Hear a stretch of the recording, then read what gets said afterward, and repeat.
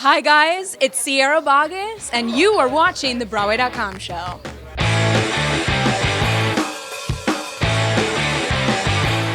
Welcome to the Broadway.com show, your weekly digest of all the cool theater happenings. Or as we like to think of it, the people who know, it's the epitome of cool to observe National Drink Wine Day while listening to Nicole Scherzinger's version of Memory on Loop. Let's get started with the news. What's the buzz, Paul? An East German transgender rocker continues to be the hottest role on Broadway that every guy wants to play.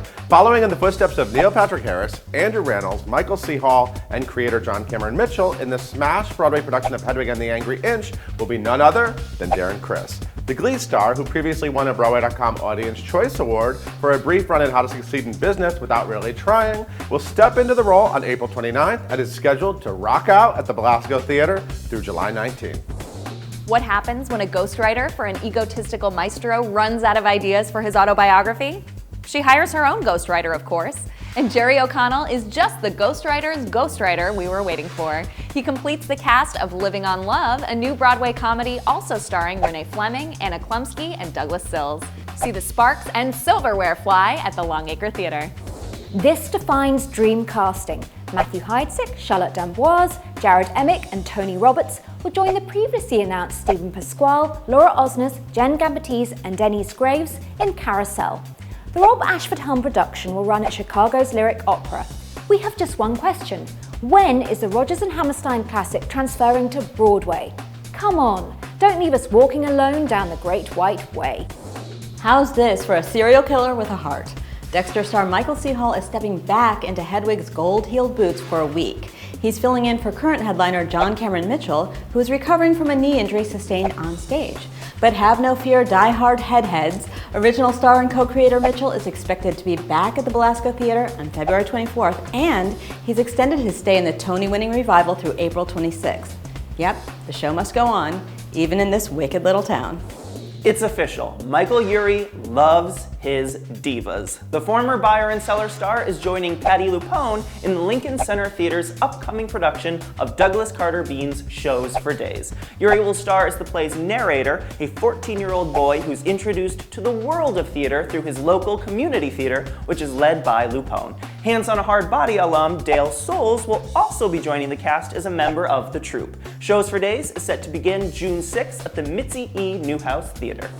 I'm Lin-Manuel Miranda, and you're watching the Broadway.com show. An American in Paris will say bonjour to Broadway this spring. The Gershwin musical, based on the Oscar-winning film, has just played a limited engagement in the French capital. So, I recently asked the cast and creative team, what's your favorite French word? Check out their answers in this week's pop poll. Heureux, happy. Parfum. Coquille Saint-Jacques. Merde. Je suis désolé. To wish each other good luck, we always say merde before we go on stage. So I think, I always like to hear that because it gives me a boost of good luck. Framboise. Because whenever I walked into this bakery on the corner from the theater, there is a special one. They call it Charlotte Framboise.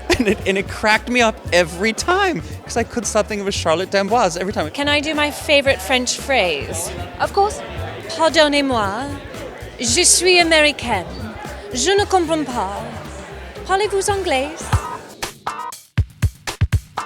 Broadway headliners get their names on a marquee, standing ovations, and are showered with Schmackery's cookies. But this week, we put the spotlight on a few of the fabulous standbys and understudies that keep Broadway running smoothly. Lily Cooper, standby for Elphaba in Wicked. Greg Jackson, standby for the Dicequith family in A Gentleman's Guide to Love and Murder. Rebecca LaChanze, understudy for Carole King in Beautiful. Leeds Hill, understudy for the MC in Cabaret. And Mark Alhadeff, the understudy for Roland in Constellations. Check out this portrait of the stars by Broadway.com photographer Caitlin McNaney, and don't sweat it when that little white slip falls out of your program. These guys are good. Our star of the week is gorgeous, talented, and can totally rock a leather jacket. It's Sienna Miller, who took over the role of Sally Bowles in Broadway's Cabaret this week. Miller, who appeared in two of the year's most talked about films, Foxcatcher and American Sniper, has something her two cabaret predecessors did not have, an actual British accent. Congratulations, Sienna. You're the toast of Mayfair and the star of the week. Some beloved Disney movies take years to make the leap from screen to stage. The Little Mermaid took 19 years, Newsies took 20, Aladdin 22, and Mary Poppins 42 friggin' years. But Disney Theatrical seems to be listening to fans who are itching to hear Let It Go live on Broadway. The animated smash Frozen is now rumored to be aiming for a 2017 vow, just 4 years after the film broke box office records.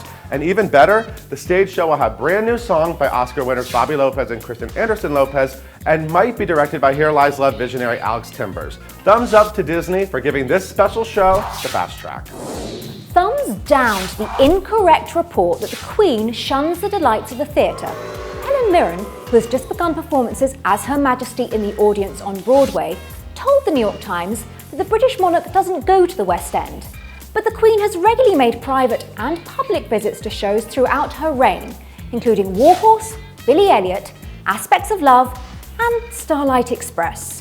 Just because she hasn't been in your audience, Helen Mirren, it doesn't mean that she isn't sometimes in the audience.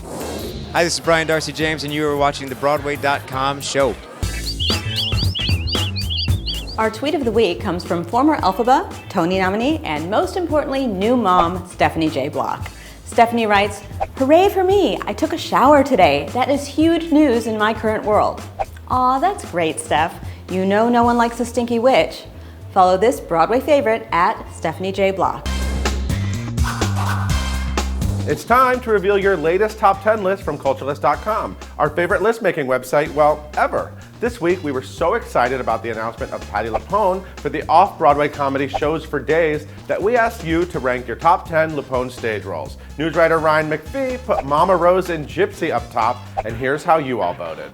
Maria Callas in Masterclass, Lucia in Woman on the Verge of a Nervous Breakdown, Genevieve in The Baker's Wife, Norma Desmond in Sunset Boulevard, Fantine in Les Miserables, Mrs. Lovett in Sweeney Todd, Joanne in Company, Rena Sweeney in Anything Goes, Mama Rose in Gypsy, and at the top, Ava Perón in Evita.